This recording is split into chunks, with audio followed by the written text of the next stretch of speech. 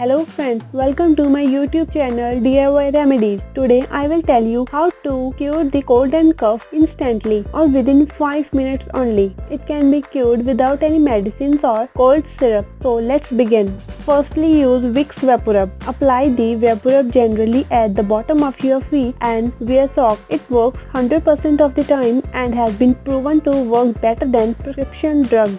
Even the worst cough can be stopped within 5 to 15 minutes.